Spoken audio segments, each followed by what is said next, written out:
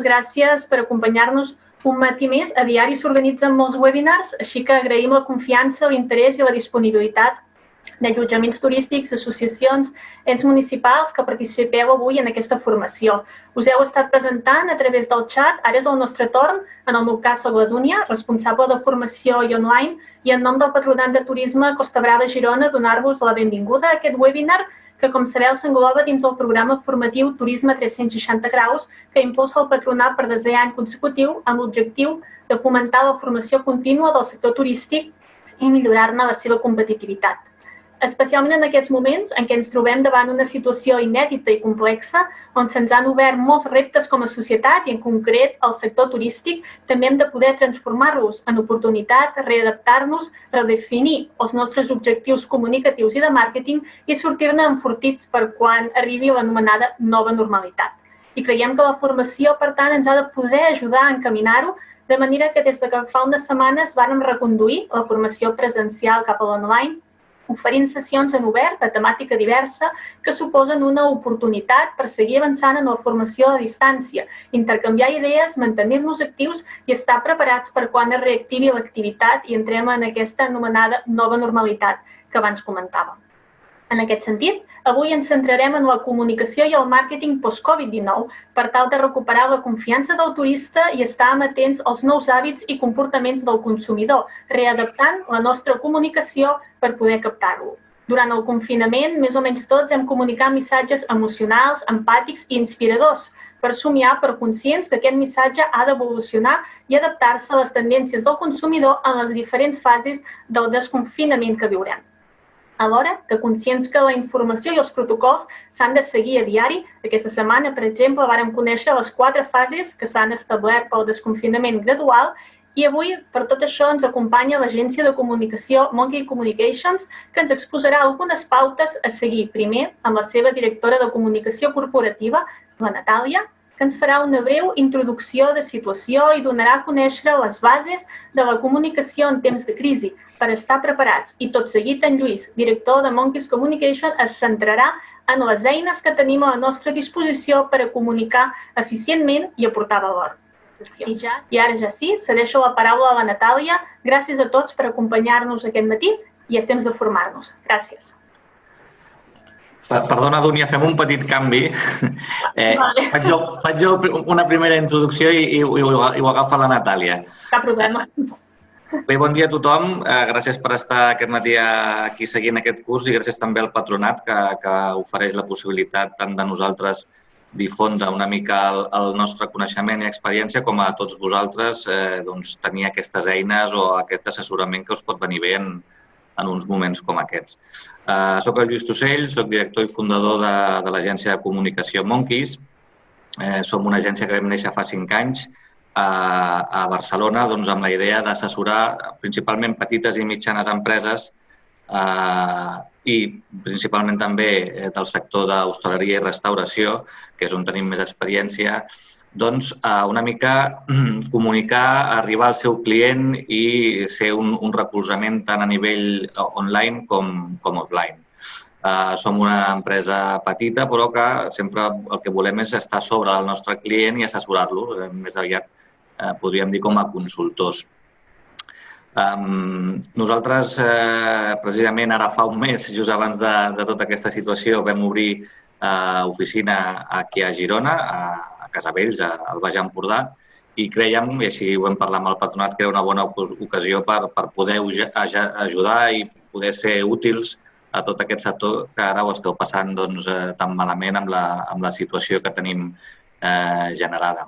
El que avui, ara us començarà a explicar la Natàlia, el que avui us exposarem és un pla de comunicació. És un pla de comunicació fins a cert punt genèric, que l'interessant és que cadascun dels vostres negocis o cadascun dels vostres col·lectius pugueu anar adaptant i concretant en mesures concretes. Posarem exemples concrets, però, òbviament, no podem abarcar cada detall de cada negoci i, per tant, creiem que és prou genèric i a la vegada prou concret perquè l'aneu adaptant. Veureu també que ens trobarem amb la situació que hi ha negocis o hi ha allotjaments que tenen unes característiques o que estan fent o tenen un nivell concret de digitalització o uns coneixements de qui ho ha de dur a terme diferents dels altres. El que pretenem és que sigui un nivell mig on s'exposi l'essencial. O sigui, considerem que estem en un moment en què és un pla de comunicació. Normalment un pla de comunicació es pot fer anual i vas fent durant l'any. En aquest moment ens trobem en una situació en què segurament no només el pla de comunicació, sinó el pla financer o el pla operatiu que hi havia previst durant l'any s'han anat en orris. Per tant, estem parlant d'un pla de comunicació que s'ha de poder implementar o que ja s'hauria d'estar implementant ja en aquests moments i, per tant, ha de ser àgil i, per tant, us presentarem una mica les bases del que seria l'essencial. A partir d'aquí es pot anar evolucionant, fent més coses, però el mínim indispensable que considerem que tot negoci hauria de tenir ara mateix actiu i en les properes setmanes per, sobretot, adaptar-se a una nova situació. No només el nostre públic ha canviat o canviarà. Està clar que el client típic que molts de vosaltres podíeu tenir aquest any no podrà venir i, per tant, aquest pla de comunicació s'ha d'adaptar primer a un nou destinatari, a captar un públic que, entre altres coses, potser ni ens coneix. En una zona com la que ens trobem ara, Costa Brava, Girona, etc., Pirineu, doncs en temporada alta, a l'estiu, normalment, o en moltes ocasions, no havíem de fer gaire esforç per omplir, perquè ja teníem un públic que ens coneixia. Ara hem d'anar a buscar aquest públic i l'important no només és obrir, sinó, sobretot, poder omplir. Per tant, us donarem les claus per com captar aquest públic i què li hem de transmetre a aquest públic, perquè aquest nou client que ara tindrem no només segurament procedirà d'altres zones geogràficament parlant, sinó que segurament espera missatges concrets que li donguin tranquil·litat per saber que pot viatjar, que pot allotjar-se on vol i que no tindrà cap mena de problema. Per tant, nosaltres el que us ajudarem una mica és a plantejar missatges que donguin aquesta tranquil·litat i que no ens posin més pals a les rodes per aconseguir omplir els nostres allotjaments. Doncs, en fi, sense més, li passo la paraula a la Natàlia. La Natàlia és la nostra directora de comunicació corporativa, que us anirà explicant el pla de comunicació. I veureu que hi haurà una següent fase, aquesta és la fase teòrica, i la segona fase, on ja anirem una mica a definir amb quines eines comptem per aplicar tot el que ara ens explicarà la Natàlia. Endavant, Natàlia.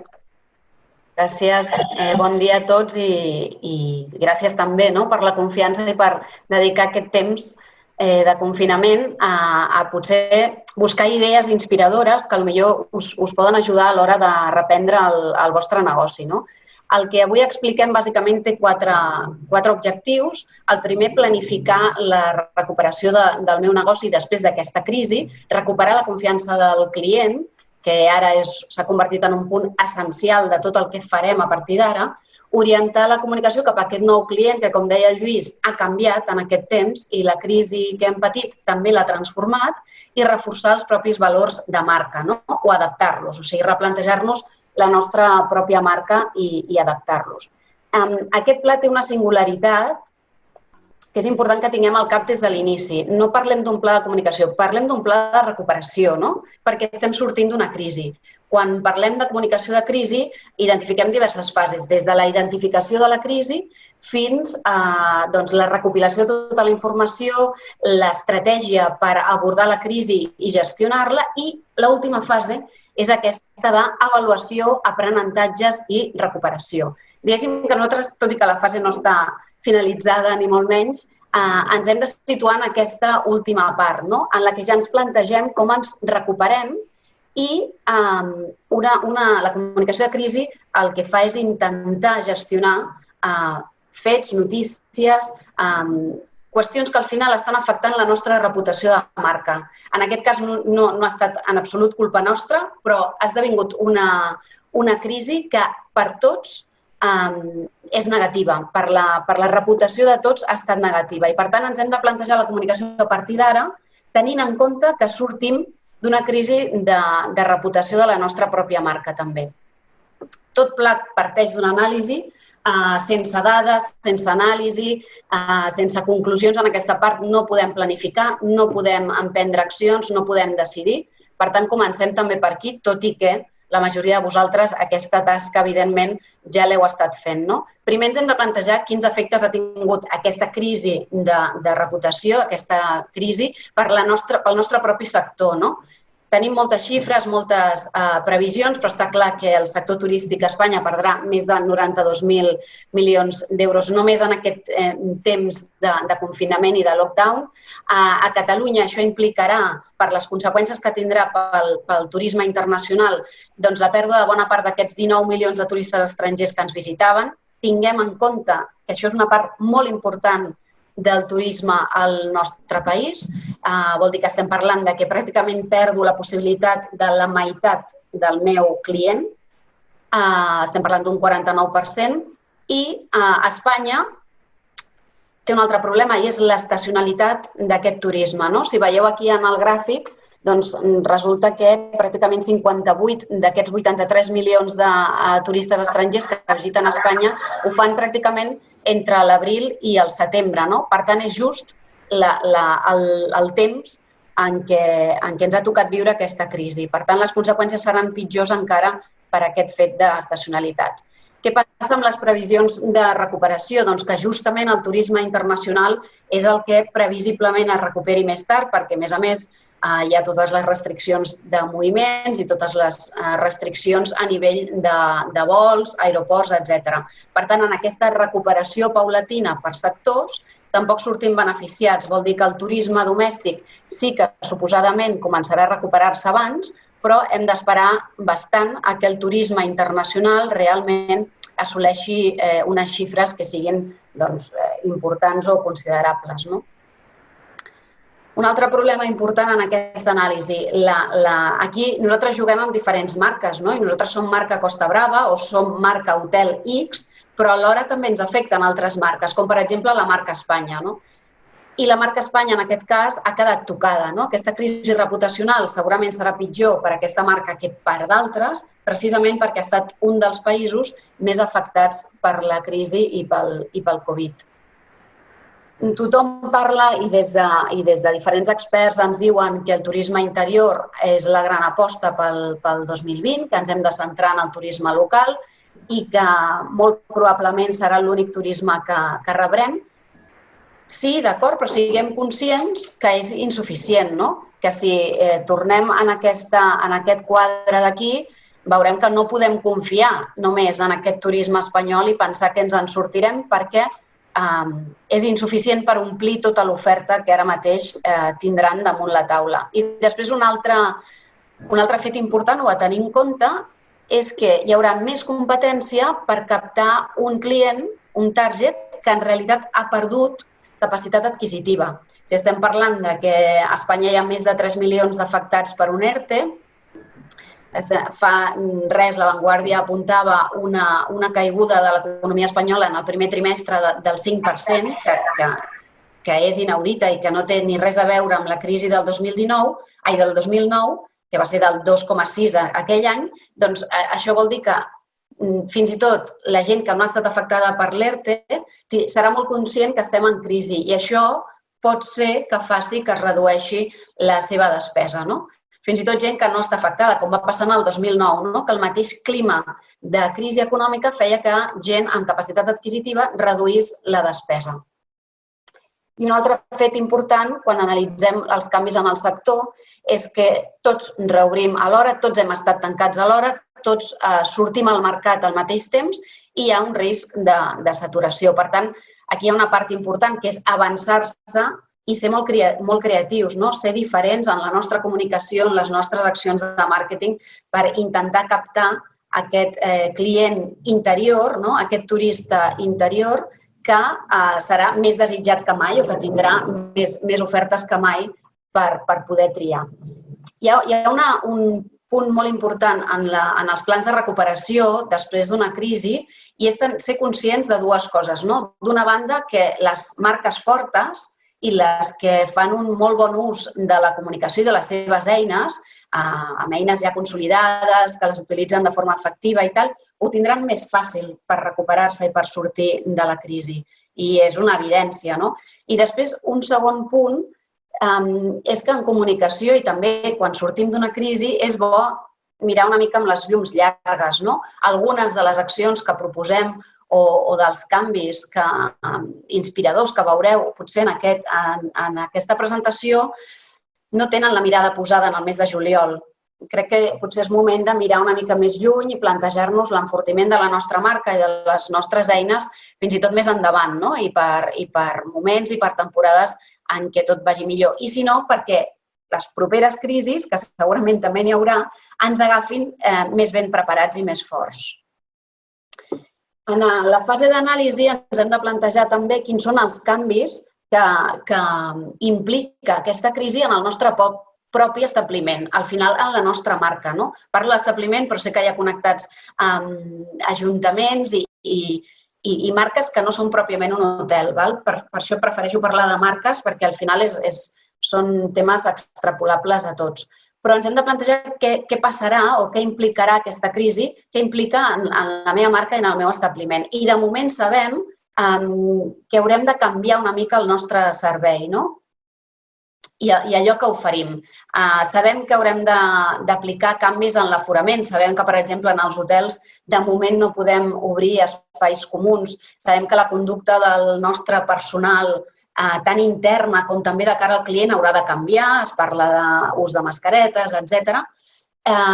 Evidentment, hi haurà canvis de protocols i seran molt estrictes en tot el tema de neteja i desinfecció d'habitacions, espais comuns, etc. El personal haurà també de recomanar nous hàbits als clients, haurem de modificar els hàbits dels clients i haurem de retirar serveis com els dels bufets, etc. o ara mateix els que podien tenir o tenen espai i altres serveis comuns i, evidentment, establirem recepcions i neteja d'habitacions, etc. amb uns nous criteris.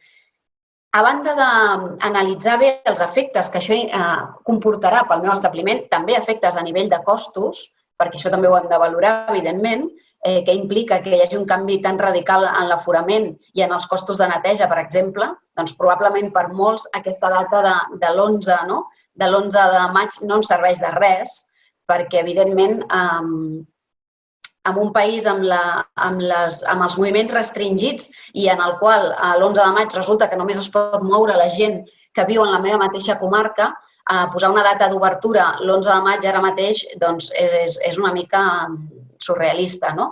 I, per tant, aquest calendari de desconfinament també l'haurem d'adaptar a la nostra pròpia situació, no?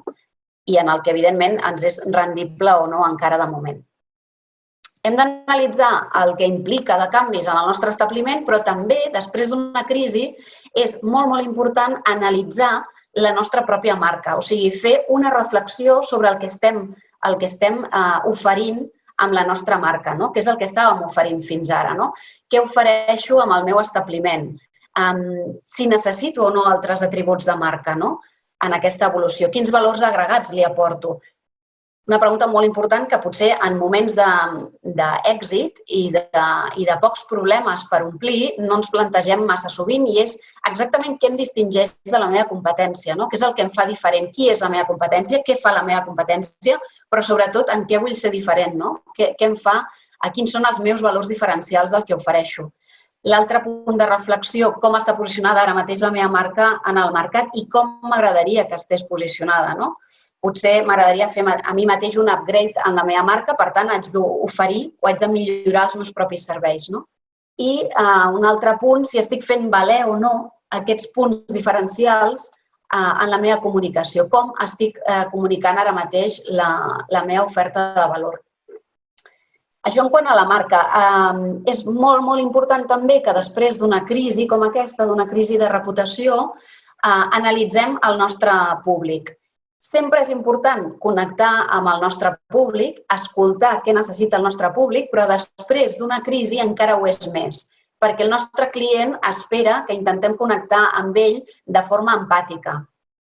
I, per tant, hem d'analitzar molt bé o intentar preveure i avançar-nos a les necessitats del nostre client, no? El que buscarà, el que necessitarà aquest nou client després del Covid.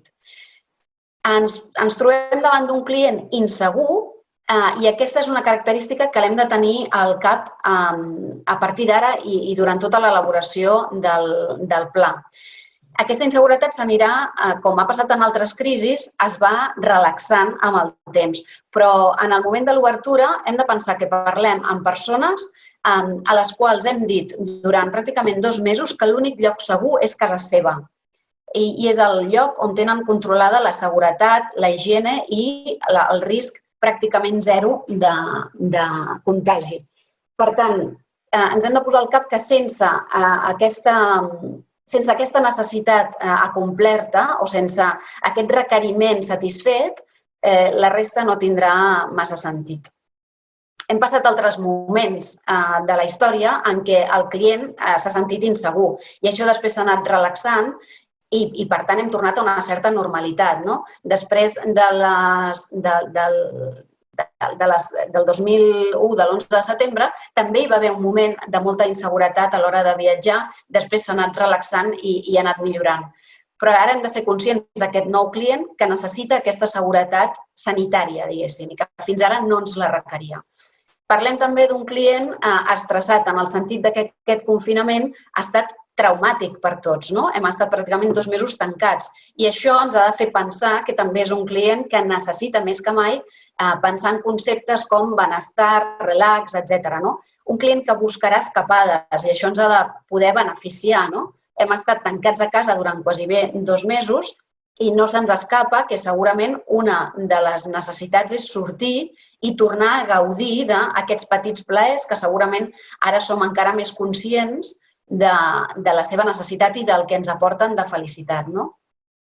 Parlem també amb un client que ara és especialment solidari amb el que hem anomenat frontline, la primera línia de lluita contra el virus i també aquests sectors que hem anomenat essencials que han seguit treballant durant aquest temps.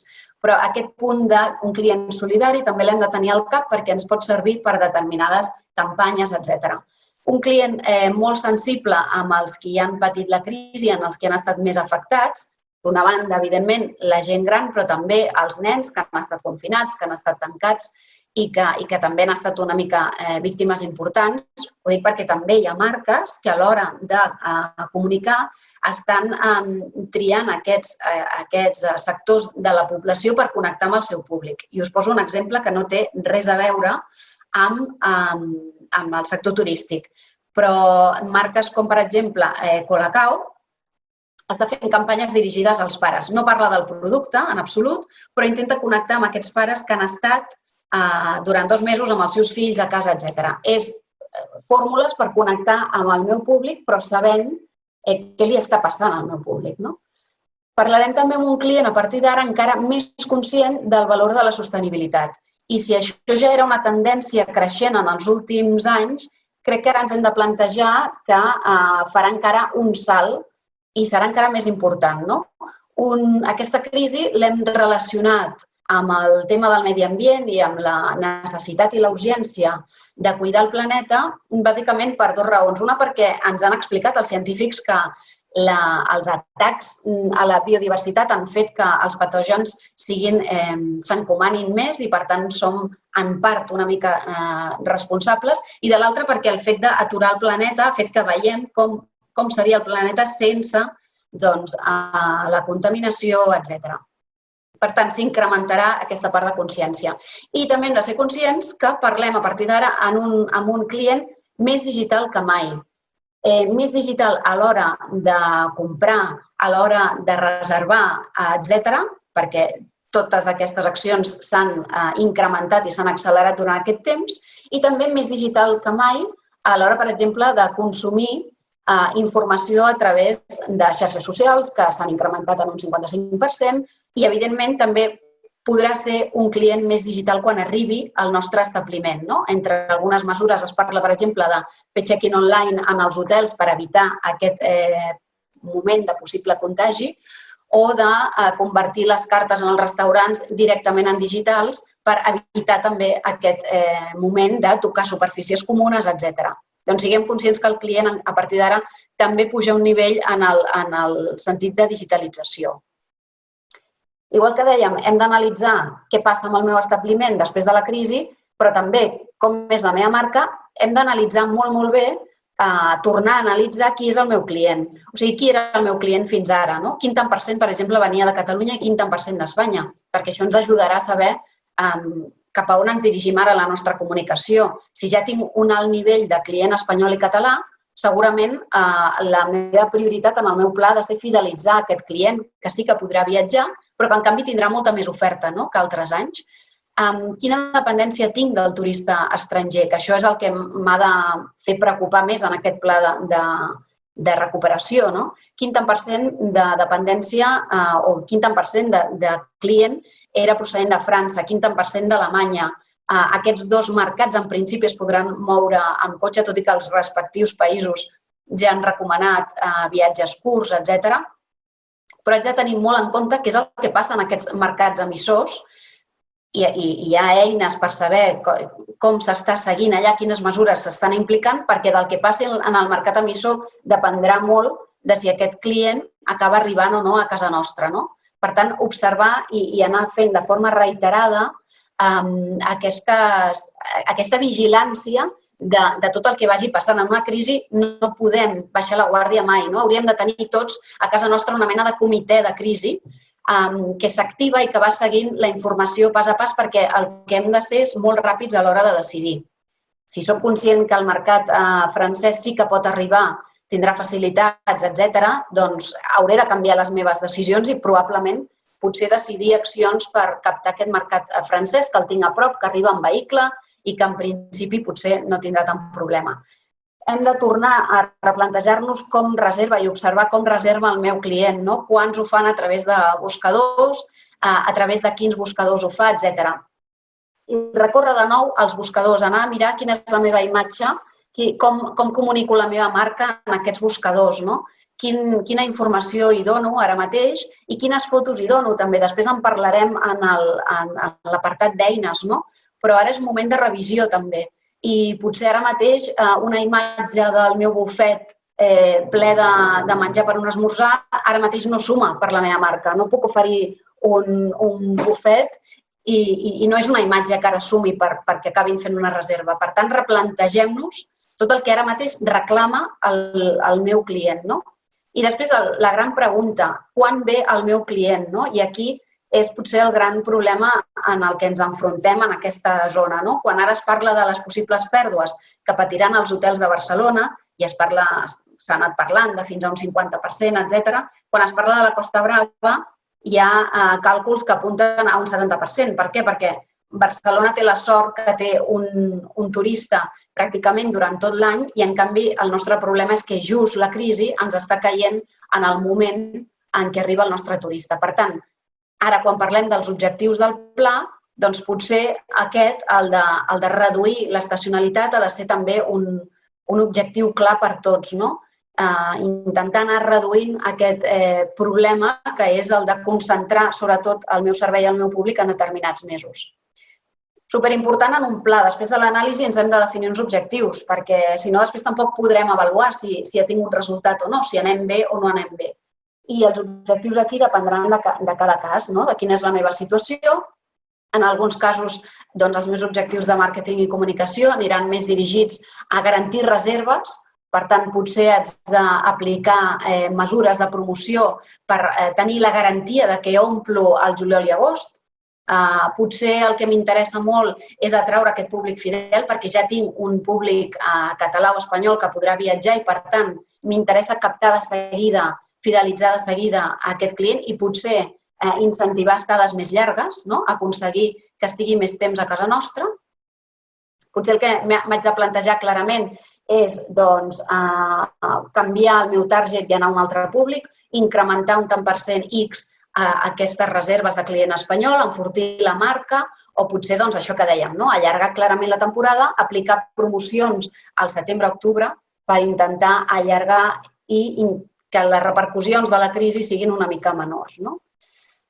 La següent fase és la d'estratègia. Vol dir que jo, amb tota aquesta anàlisi, amb els objectius que m'he marcat, començo a parlar d'estratègia. Quines accions penso acometre, quines eines utilitzaré i quins missatges clau.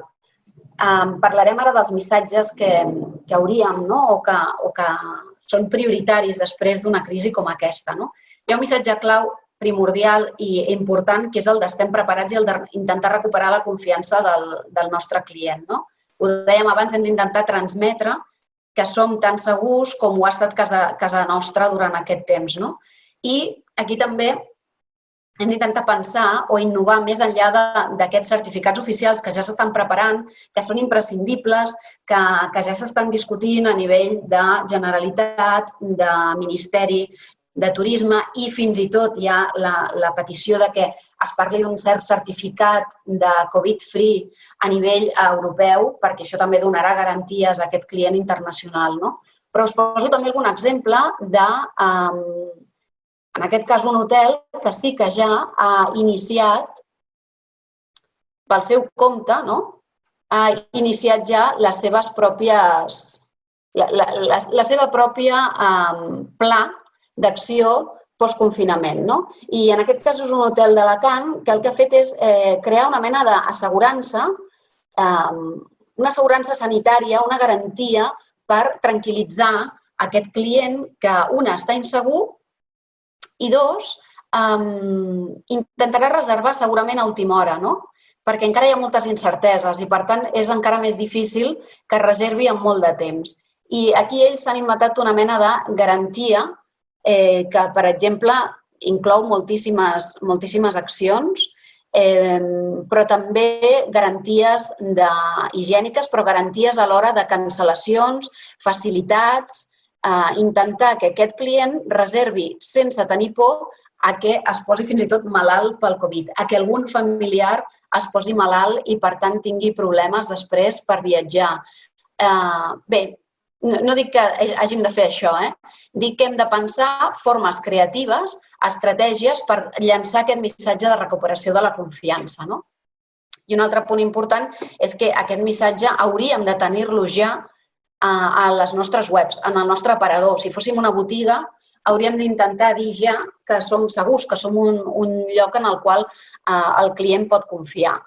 Un altre exemple d'hotel que ja ho està fent, que ja té penjades les seves mesures independentment del que finalment acabi detallant el Ministeri, que ho haurà de fer en els propers dies. Però crec que aquests missatges ja els hauríem de tenir, ja els hauríem d'estar emetent amb les nostres xarxes.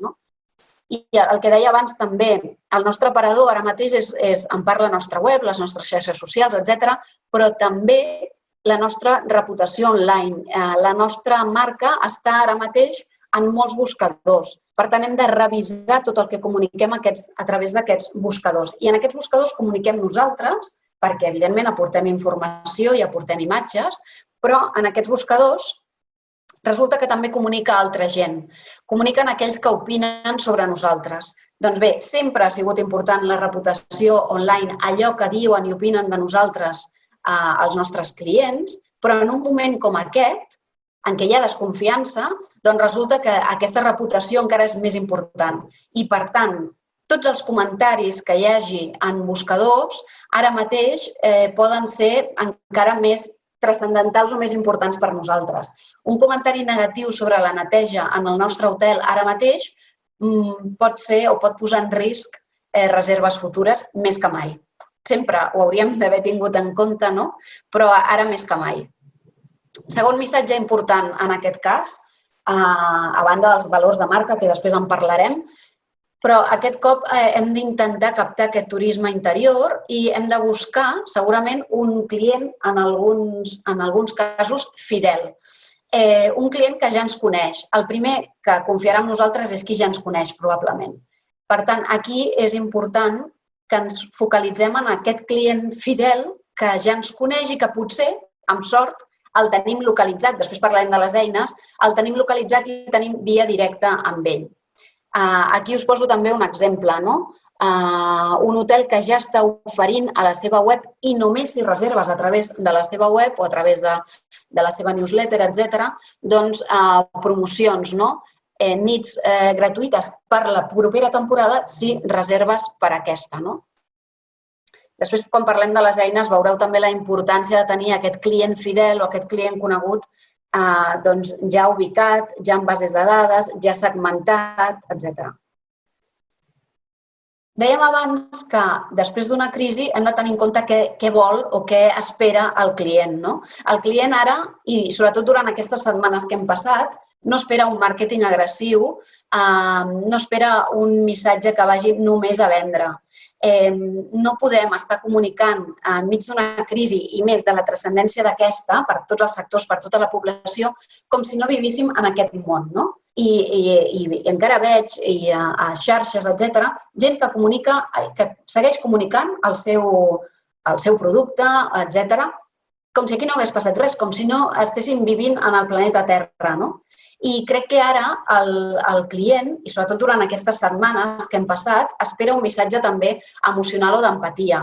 Espera que siguem conscients del que ha passat, de que quan ens dirigim amb ells, doncs sapiguem o siguem conscients i demostrem que estem implicats en aquesta crisi, que som sensibles, no? Que tenim interès real pels afectats, no?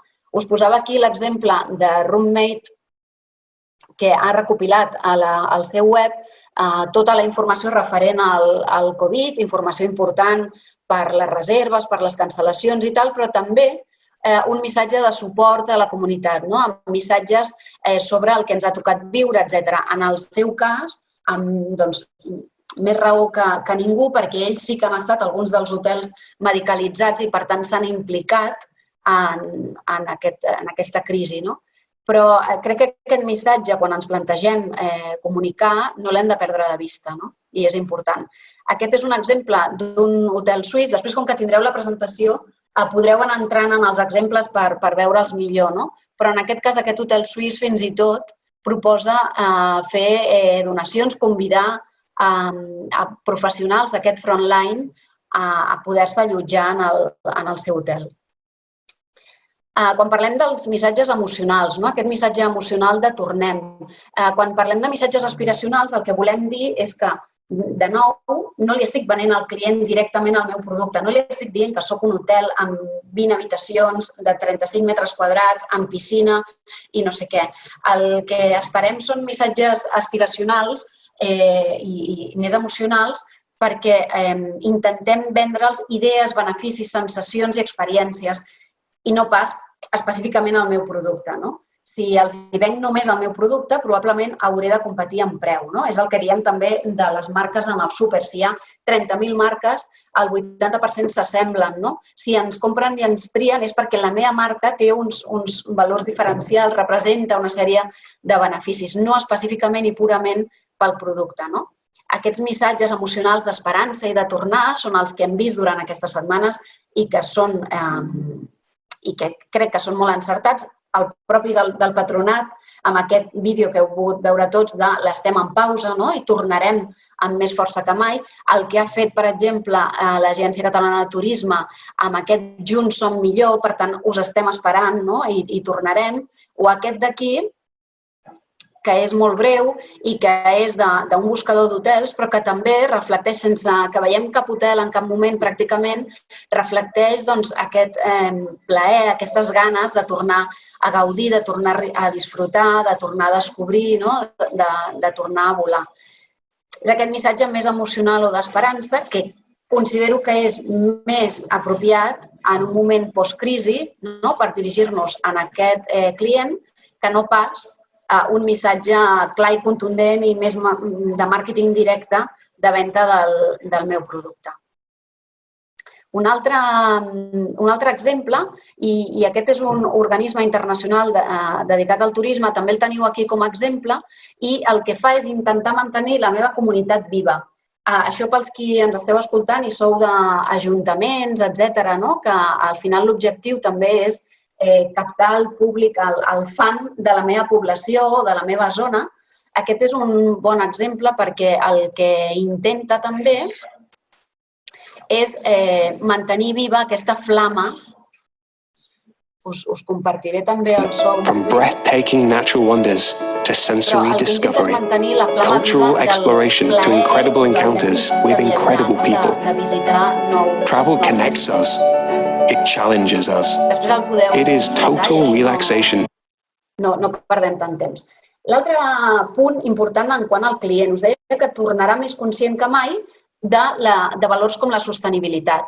I això hem de tenir present també en la nostra comunicació, tant si som un destí com si som un producte, un hotel, etc.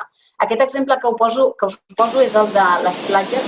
És un vídeo que veureu que està patrocinat per l'Ajuntament de Palma i la Universitat de Palma. Però en canvi, veureu molt poques imatges de la platja. És que quan això passi, som al nostre destí, perquè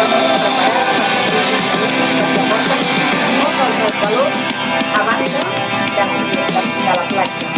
I aquí expliquen l'upgrade que hi ha hagut en l'oferta hotelera, parlen de molts altres valors com la gastronomia, com tot el que pots fer, com pots viure aquest destí. Més enllà del producte universitari que pensàvem fa uns anys que era la platja.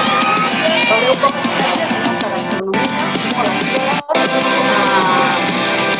veureu àrea fiscal, veureu i en un esport, en un missatge que al final tenim amb la però amb tot de valors que acompanyen la marca. Aquest és la sostenibilitat del qual hem de ser conscients, que el validaran ara més que mai. I un altre missatge que per mi també és important de cara a la tornada, un altre missatge important de cara a la tornada és aquest del cuidar-nos. Tenim un client que ha passat un cert trauma, entre cometes, i crec que l'hem d'ajudar o li hem de saber oferir fórmules de tornar en aquest equilibri, al relax, a la calma, al benestar. Per tant, aquest per mi també seria l'últim missatge clau, crec, per tornar després d'aquesta crisi. I, evidentment, fer valer tot el que és els valors diferencials de la meva marca. Més que mai seran importants ara per diferenciar-nos en un moment de molta competència. Ara, com que entrem amb les eines, passo la paraula al Lluís i ell anirà desgranant una mica totes aquestes eines que tenim a l'abast per traslladar aquests missatges dels que parlàvem ara mateix. D'acord, gràcies, Natàlia. Hi havia un problema que quan es posaven els vídeos, amb l'àudio del vídeo no se't sentia tu bé, però en principi crec que amb l'exemple que donaves, després si algun dubte el podem recollir al final. Perfecte. D'acord, doncs tot el que ens ha explicat ara la Natàlia, al final ho hem de poder executar. Perquè no quedi en teoria, òbviament hem de poder difondre i per difondre-ho hem de comptar amb diferents eines. Jo primer us parlaria d'una que segurament no tindrem temps d'utilitzar, que és la primera, que seria l'offline, que seria tot el que són mitjans de comunicació, premsa, etc. Nosaltres, com a gabinet de premsa, estem molt acostumats a fer-ho, però siguem realistes.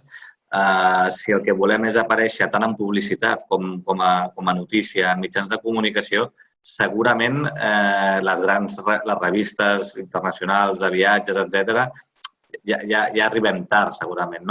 Per tant, per aquest motiu és més important recórrer al canal online.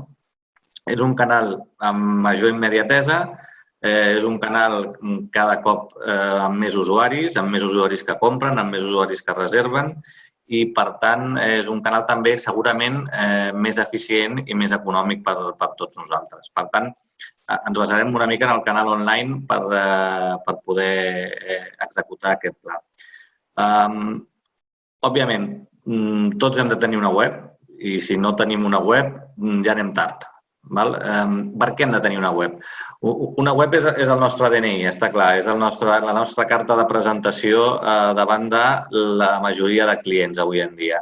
Encara que tinguem clients, que la nostra mitja d'edat de clients sigui alta, avui més que mai estan fent servir internet. Per tant, hem de tenir una web i no només tenir una web, sinó que sigui una web útil i pràctica on puguem transmetre els nostres missatges i no només això, sinó també on puguem mesurar, on podem medir el resultat de les accions que amb altres eines, com poden ser xarxes socials, com pot ser publicitat a Google, etc., que ara anirem desgranant, però que tot allò, al final, el que fem és portar el públic a la nostra web i que allà acabin reservant. Està clar que no en totes les webs es pot reservar. Dependrà de cada un de vosaltres, de cada marca, de cada negoci, no? Però seria el més convenient, que ja anéssim, els que tingueu una web on ja no podem fer la reserva nosaltres internament, hem d'anar pensant en tenir-ho, perquè així tenim el control de les dades també. I, òbviament, no depenem de tercers que sempre ens cobraran comissions. Com ha de ser aquesta web? Aquesta web, el que recomanem sempre ha de ser àgil, no ens compliquem en grans webs, ha de ser àgil, ben feta, ràpida, que no pesi. Penseu que en els últims 2 anys el número d'usuaris que entren a una web a través del mòbil o de tauletes ja supera el número d'usuaris que entren a través d'un ordinador portàtil o d'un ordinador.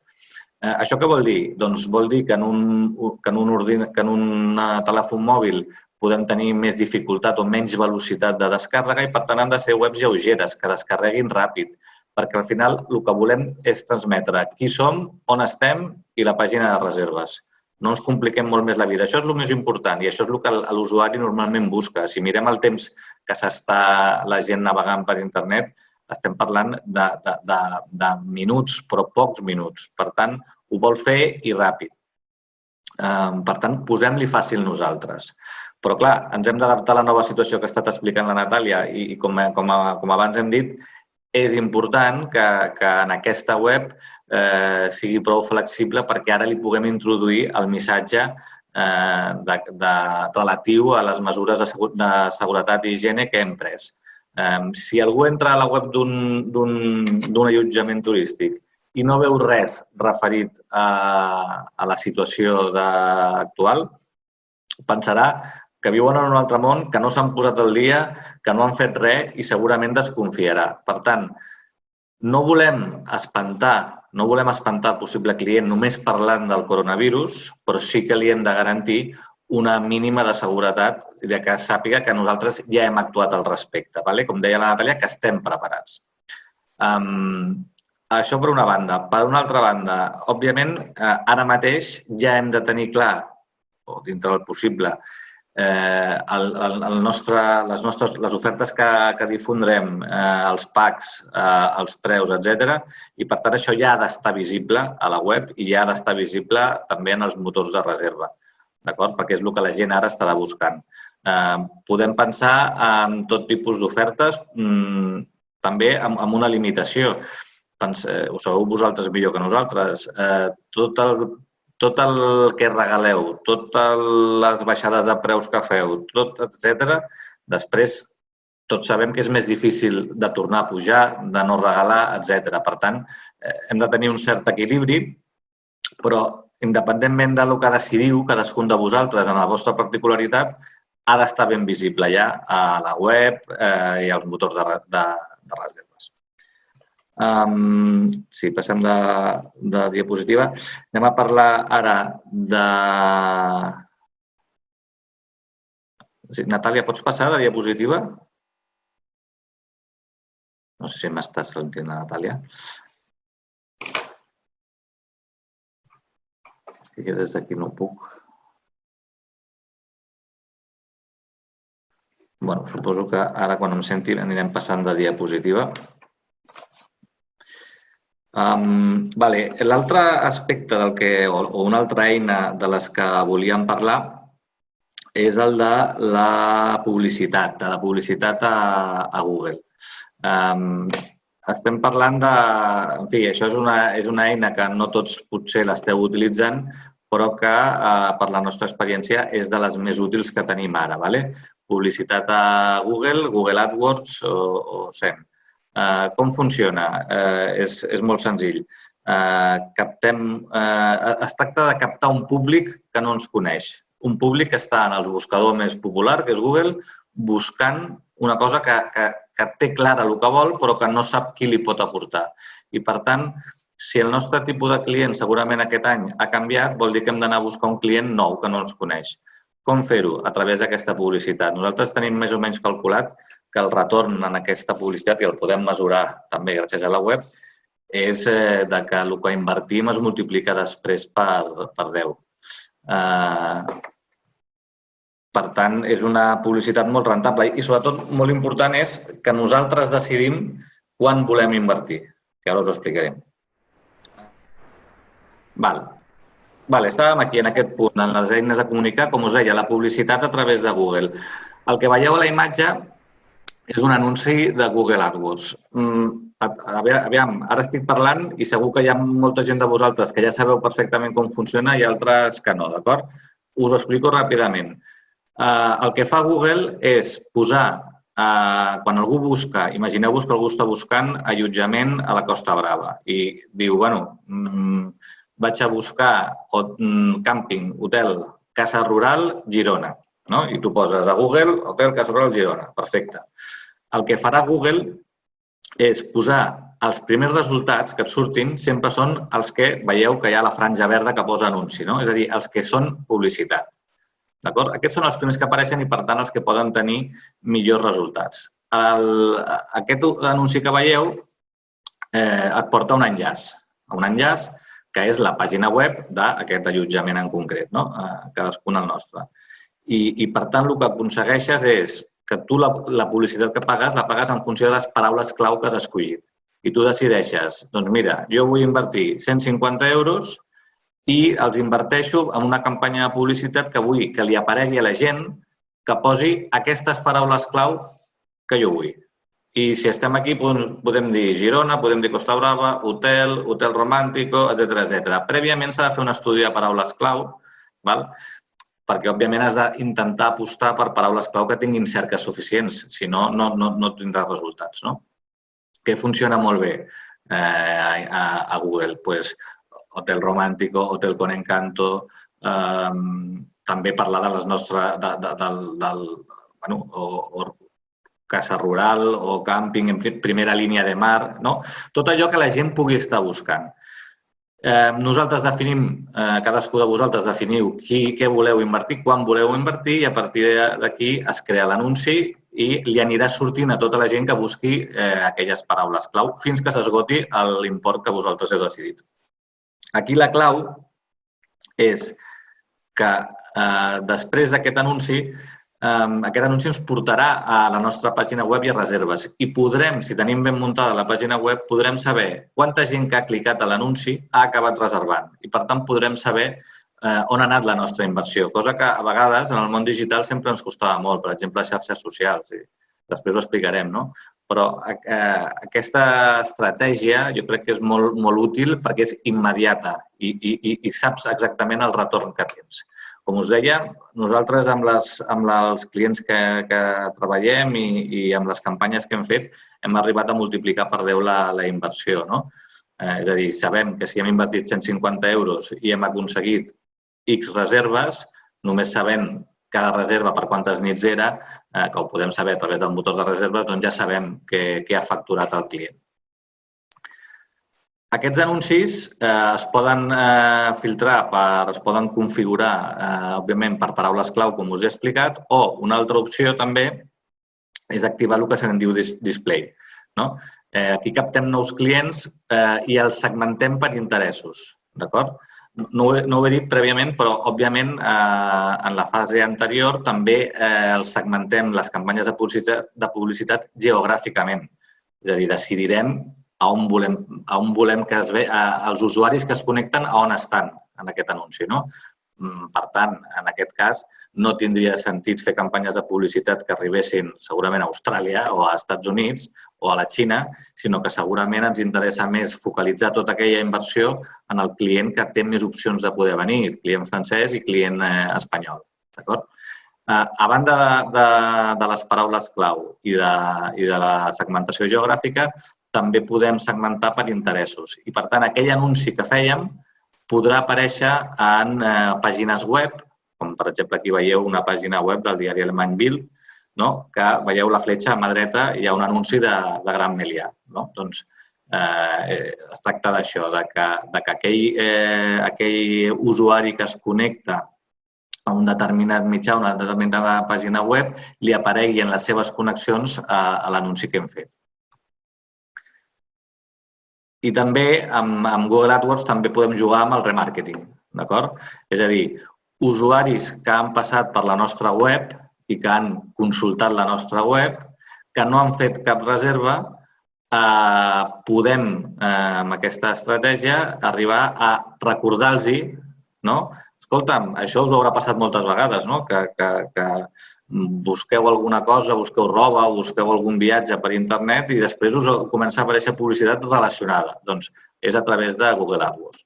Avantatges, com he dit abans, és adaptable al que vulguem invertir i té un bon retorn i mesurable. Una altra eina molt important que hem de tenir en compte és el newsletter. Però hem de començar per la prèvia, perquè no podem enviar un newsletter, que al final no deixa de ser un email amb un contingut, amb un disseny que podem fer nosaltres i que hem de fer-lo de forma atractiva. És un email informatiu o comercial als nostres seguidors, però clar, hem de tenir els seus emails i hem d'haver donat l'acceptació que rebin els nostres emails. Per tant, hem de tenir una base de dades competent. Clar, la base de dades no la farem ara en 10 minuts, està clar, però sí que hem de tenir una estratègia muntada per anar incrementant aquesta base de dades. I això vol dir des de poder-ho fer a recepció, poder-ho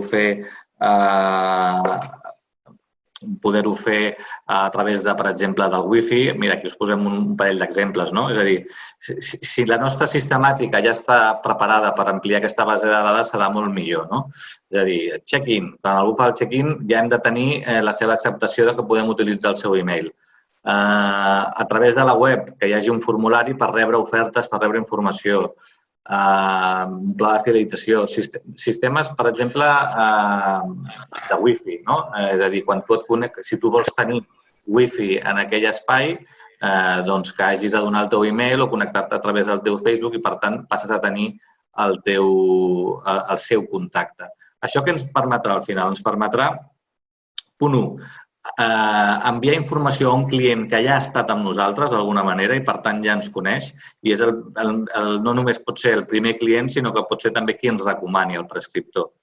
I, per una altra banda, ens permetrà avançar-li, fidelitzar-lo, tenir-lo sempre informat a un cost mínim, perquè al final el que haurem de fer és, amb un programa d'enviament d'emailings, que n'hi ha diferents, nosaltres, per exemple, treballem amb un que es diu MailChimp, que és dels més populars, el que fem és dissenyar un email que sigui visualment atractiu, que tingui contingut d'interès per a aquesta persona i que al final inclogui, com podeu veure aquí en un parell d'exemples, que inclogui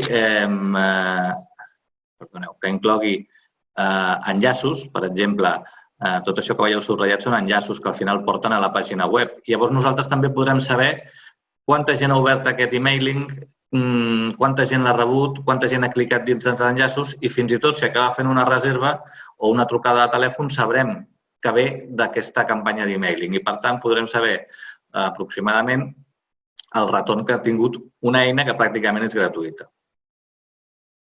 Ara, els emailings s'han de pensar bé. Primer, l'assumpte, el títol de l'emailing és bàsic perquè la gent decideixi obrir-lo o no obrir-lo, d'acord? Com que les bases de dades, el públic ara ha d'acceptar que tu li puguis enviar un email, s'han reduït molt els destinataris, però és veritat que ara la taxa d'apertura d'aquests emails s'ha multiplicat per molt també, perquè ja és un client que està disposat a escoltar-nos. Estem parlant nosaltres amb unes taxes d'apertura del voltant del 50%. És a dir, que el 50% de la gent que rep un email comercial l'obri és molt important, perquè tenim molts números que allò es converteixi en una venda. Les xarxes socials tothom les coneixeu, però el que hem d'intentar fer és que siguin un motor de venda, no només de dir qui som, sinó que també hem d'aconseguir que converteixin en resultats. Per això, no només hem de transmetre la nostra estratègia i els nostres missatges clau que hem estat explicant fins ara, és a dir, les xarxes socials han de ser el reflexe del que estem comunicant a totes bandes, a la web, amb els newsletters, etc. Han de ser el reflexe de tot el que hem explicat fins ara, Natàlia, perquè és segurament el canal ara mateix més immediat. És on la gent ens està veient més, sobretot en un sector com el turístic, Instagram. Funciona molt bé, funciona molt ràpid, però, punt 1, hem de saber cuidar-lo, hem de saber ser una mica previsors, hem de tenir una regularitat en les publicacions, hem de fer-ho amb bon gust. No és estar per estar, perquè al final tot el que fem repercutirà en la nostra imatge de marca i en el nostre públic. Per tant, punt 1, fem-ho bé. Punt 2, invertim-hi de forma que sapiguem que podem tenir un retorn d'aquesta inversió. I punt 3, fem els missatges. Les xarxes socials, encara que les tinguem externalitzades, no poden anar per lliure. Han de respondre a una estratègia, que és el que hem parlat fins ara. Llavors, amb les xarxes socials, el problema que es pot tenir és què passa si tenim pocs seguidors, perquè tot el que estem comunicant, tots aquests missatges que estem comunicant, si tenim 100 seguidors, no ens serveixen absolutament o pràcticament de res. Per tant, punt 1, hem d'aconseguir nous seguidors. Ho podem fer de forma orgànica, amb les nostres publicacions diàries, però serà molt lent. El que nosaltres aconsellem és posar publicitat, perquè d'aquesta forma arribarem a un públic que encara no ens coneix, d'acord? I que aquest sí que es pot convertir en client. Aquí teniu exemples d'anuncis a xarxes socials que, com hem parlat abans amb Google AdWords, el que fas és segmentar a quin tipus de públic vols que li arribi, quins interessos té, quina franja d'edat, geogràficament on es troben. Doncs aquesta és la fórmula. Igualment, tu decideixes quan vols gastar. Vols gastar 20 euros al mes, vols gastar 30, vols gastar 200, el que tu vulguis. Quan més gastis, a més gent li arribaràs. Però el tenir les xarxes sense exprémer-les d'aquesta manera segurament és una pèrdua de temps. Ja que les tenim, anem a aprofitar-les i per un preu que els imports que us estic dient realment no són substancials. Tant pots arribar a nous clients o a nous possibles clients, bàsicament a nous seguidors, fer aquesta promoció, com incrementar que el que tu publiquis li arribi a més gent. Hem de tenir clar que tot el que publiquem a les nostres xarxes socials no li arriba al 100% dels nostres seguidors. Això ja ho filtra Facebook, ho filtra Instagram, li arriba a un percentatge relativament petit. Si hi ha una publicació a les nostres xarxes socials que ens interessa que se sàpiga perquè estem explicant que hem reobert, perquè estem explicant que tenim una proposta nova, que tenim una oferta, etc. Ens interessa que li arribi a molta més gent, aquella mateixa publicació que hem fet pels nostres seguidors la podem patrocinar perquè encara li arribi més gent. Aquí, per exemple, posàvem una estimació que només posant 25 euros es pot arribar entre 10.000 i 50.000 persones que veuran aquella publicació, siguin o no siguin seguidors nostres, d'acord? Per tant, les xarxes socials que van començar segurament com una eina d'oci personal i entre amics, si les utilitzem per treballar ho hem de fer sabent que tenen moltes més possibilitats i que les hem d'exprémer al màxim. Ho hem mencionat abans també, la reputació digital.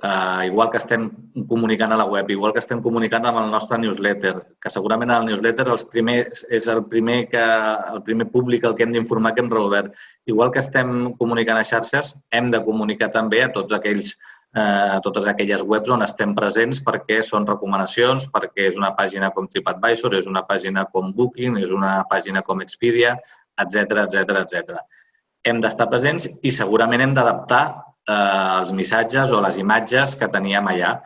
Per exemple, esteu veient ara aquest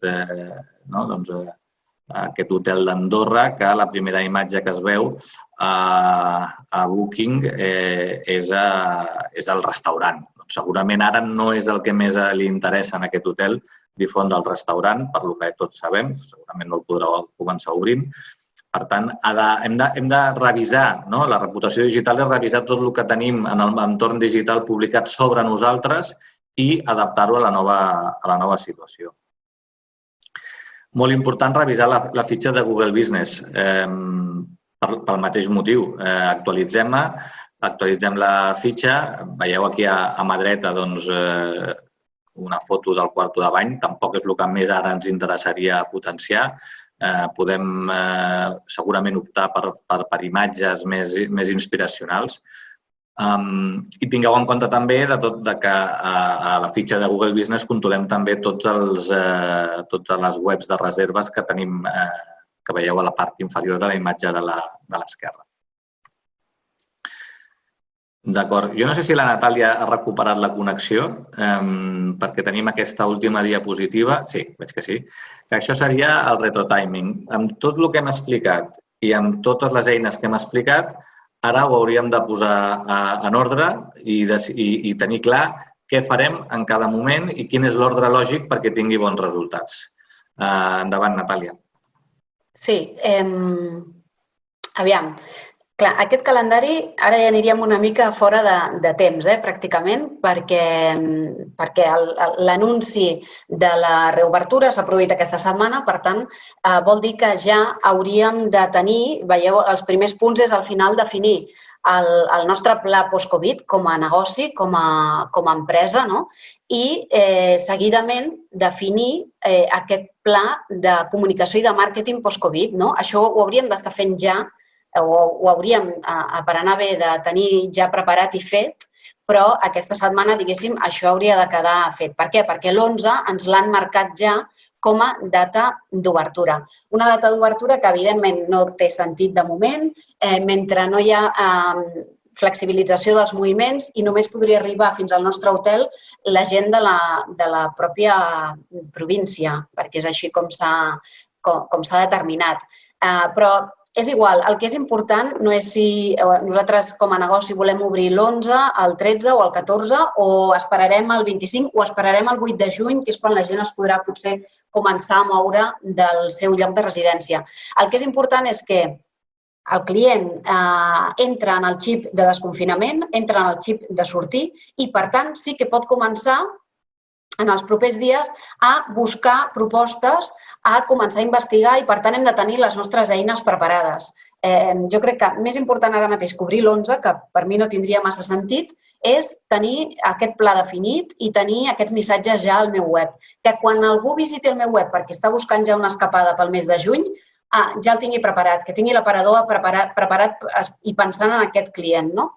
Per tant, repasso, dins d'aquest retrotiming imaginari per un possible allotjament, doncs jo crec que hem de tenir ja de seguida aquests missatges de seguretat i d'empatia en el nostre web, evidentment activats els motors de reserva i amb flexibilitat de cancel·lació. Flexibilitat de cancel·lació perquè això és una cosa que ens requerirà, una necessitat que té aquest client i que ens la requerirà i que bàsicament tothom les està ja aplicant i les trobaran en la competència. Revisatge de tots aquests missatges en els buscadors, que és el que vull destacar a partir d'ara del meu negoci o del meu allotjament. I, per tant, això ho haig d'anar cuidant i ho haig d'anar vigilant a partir d'ara encara amb més cura que mai.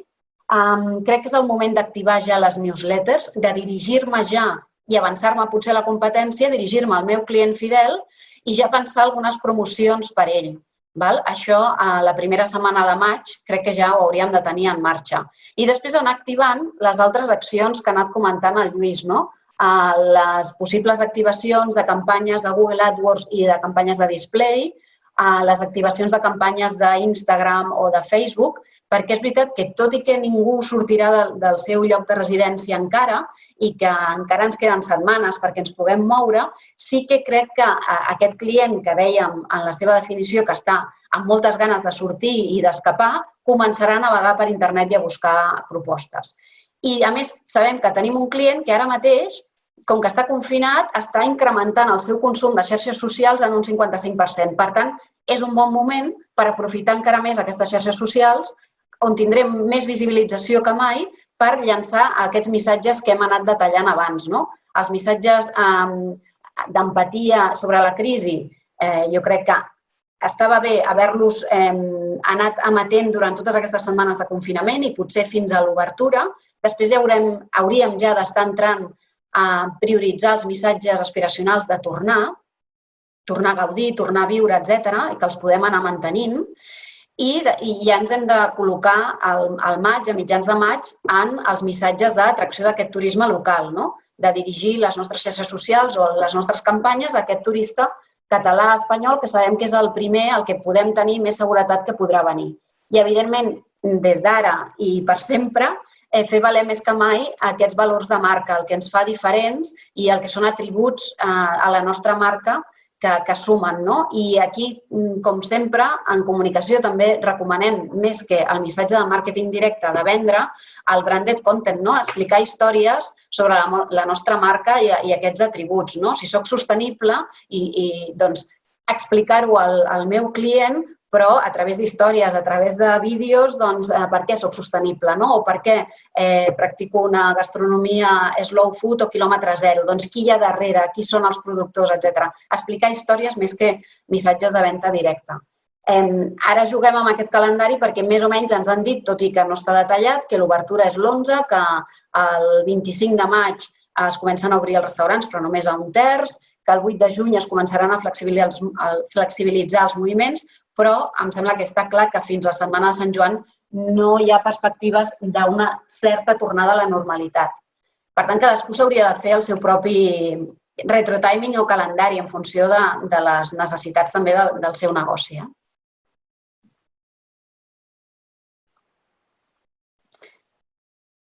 Dunia, jo crec que si vols, si hi ha alguna pregunta o em sembla que al xat hi havia algun dubte. Perfecte, sí. Al principi de tot, de fet, de la presentació que ens has fet a l'inici, la Montse León ens demanava que en el moment en el que parlàvem de l'anàlisi del nostre públic, ella justament deia que havia obert el negoci abans que comencés tota la crisi. Per tant, de quina manera els afecta aquesta anàlisi que havies exposat? I, per exemple, ens posava l'exemple de Portugal amb el claim de Clean and Safe. Sí, o sigui, això, aviam, la primera part, evidentment ella no podrà analitzar qui era el seu client perquè no té les estadístiques, perquè acaba de començar, però sí que té un pla de negoci, no? I tenia uns objectius i un target al qual es dirigia. El que dic és que ara, després d'una crisi com aquesta, ens hem de replantejar tots els nostres plans estratègics, no? En el seu cas no analitzarà el client que ja li venia, però sí aquest pla de negoci que tenia. I si ella es dirigia molt específicament a un client alemany, per exemple, en el seu negoci, doncs ara partim de zero una mica i aquesta crisi ens obliga a tots a revisar els plans de negoci, els plans estratègics, etc. i, evidentment, els plans de comunicació, que són una conseqüència d'això. Però sí que haurà de revisar, perquè ella, quan obres un negoci, t'has proposat dirigir-te a un públic determinat, amb unes necessitats determinades, ubicat en determinada zona, amb una franja d'edat X, doncs això ho ha de revisar en funció d'aquesta nova... I el tema de Portugal, que ja ha creat una mena de certificat, jo crec que tothom, i aquí més tard o més aviat, també hi haurà una mena de certificat que una mica tranquil·litzarà aquest públic. Però igualment, i a l'espera que les autoritats i les administracions ho facin molt bé, crec que nosaltres també ens hem de plantejar què podem fer nosaltres per transmetre, per complir. Ja hi ha hotels que ho estan fent, ja hi ha hotels que han muntat el seu propi protocol, però crec que tots ens hem de plantejar què podem fer també nosaltres per tranquil·litzar aquest client, més enllà dels certificats que estic convençuda que existiran. Exacte, de fet, amb el tema certificats s'està treballant a nivell no només de Costa Brava, sinó més al nivell de Catalunya i molt més ampli, de poder treballar amb algun tipus de certificat que pugui transmetre aquest sentiment de confiança, de seguretat, que el país, que les diferents empreses tenen tots els protocols establerts, per tant, donen aquesta seguretat d'higiene i de protecció tant per als seus treballadors com també per al client visitant que els visitarà. Veig que la Neus, la Montse ens dona les gràcies i s'ha apuntat el tema que havies comentat de revisar el seu pla de negoci. Ara tenim la Neus Congost, que ens demana com podem competir amb plataformes com TripAdvisor, Booking, amb les campanyes de Google, però, clar, el diferent potencial econòmic que hi ha a l'hora de poder invertir. Jo crec que això està bé que ho contesti potser l'Arantxa, no? Perquè és una part tècnica, però sí que és veritat que és com la gran lluita i el gran objectiu, i això és important treballar-hi per evitar-ho. Perquè, evidentment, quan fem cerques, els primers que apareixen a les primeres pàgines són aquests, els grans buscadors, i al final hem de buscar sempre fórmules de que intentin arribar a la nostra pàgina. Però l'Arantxa, en la part tècnica, pot donar algunes pistes d'aquesta lluita eterna dels establiments turístics contra els grans buscadors. Sí, l'Arantxa és la responsable digital de Monkeys. Endavant, Arantxa. Hola, bon dia. Igualment, dir-vos que és difícil, o sigui, en els primers llocs sortirà aquest tipus de plataforma perquè ells primer inverteixen molts diners, ja ho estan fent des de molt de temps. Igualment, el que jo sí que crec és que l'usuari, el client, cada vegada més busca la pàgina web de l'hotel, s'està acostumant més a anar-se a l'hotel pròpiament a comparar que no directament clicar aquestes plataformes. O sigui, pensem que també s'estan apropant més a l'hotel, a la pàgina web pròpia, o sigui, seguint consens que està canviant també una mica tot això. Sí, jo crec que independentment al final, si nosaltres fem una publicitat amb Google AdWords, que surti també una publicitat de Booking.com, tampoc ens afecta tan negativament. És a dir, poden haver-hi dos resultats i mentre el nostre sigui un dels dos, no sé, Arantxa, com ho veus, però crec que ja ens interessa. Sí, clar, perquè estem dient que estem en una altra plataforma, que som una mica, que som grans. Igualment, el que dèiem abans de el que és el missatge, o sigui, el missatge que estarà traient TripAdvisor o Booking no serà el mateix que posem nosaltres. Nosaltres podem ser més propers i segurament posaran un missatge molt general. Hem de jugar amb tot això, al final. També, perdona, aprofitant que està l'Arantxa, també ens preguntaven a l'hora de fer un mailing, informant hi havia dues preguntes, he vist dues preguntes sobre mailing. Si té sentit informar els clients estrangers i si podem parlar d'algun programa per fer newsletters. Jo he parlat, per exemple, jo crec que és Arantxa el més popular, que és MailChimp, que també t'ajuda a gestionar la base de dades, però no sé si tu pots ampliar una mica. Sí, en realitat el MailChimp és un programa que és molt intuïtiu. Penseu que la majoria de programes d'emailing estan en anglès. El MailChimp té l'opció tant en castellà com en català. Teniu l'opció gratuïta que crec que arriba fins als 2.000 o 3.000 subscriptors. Això vol dir que fins a 3.000 contactes podeu treballar gratuïtament. Dintre de MailChimp també teniu el tema de segmentació, que respon una miqueta a la pregunta que dèieu d'enviar un mailing al públic estranger. Teniu l'opció de fer un mailing al públic local i després una altra campanya diferent per als que tenen l'idioma francès, o sigui, tot el que seria estranger. Podeu jugar amb tot això. Al final no heu de fer una única campanya per tothom. El que heu de fer és adaptar cada campanya al públic al que voleu dirigir-vos. En el cas que dèieu he de fer un emailing informant a tothom de la reobertura, jo crec que no. Jo crec que primer heu de fer un mailing al públic local amb un missatge de ja som oberts, però potser el públic estranger el que faria seria al final és cada dia estem més a prop d'obrir. O sigui, no ha de ser el mateix missatge al final per cada campanya d'emailing. Gràcies, Arantxa. El tema del Covid-free ha generat bastant debat. Sí, perquè, clar, que hi hagi un segell, és veritat que molts esteu dient, un segell Covid-free no pot assegurar que ningú arribi al meu hotel i s'hagi contagiat. Jo crec que el que les autoritats estan preparant, i Dúnia, segur que tu ho deus saber millor, no és una assegurança de que no hi haurà casos de Covid-free a tal hotel de l'escala. L'únic que pot certificar les autoritats, entenc, és que hi ha un protocol, hi ha unes mesures i que aquest hotel les està complint. Evidentment que després hi pot haver casos, però el certificat no garantirà que hi hagi 0 casos, no pot garantir el risc 0. Entenc que el certificat dirà que aquest és certificat, soc un tercer i dic que aquest establiment està complint les mesures.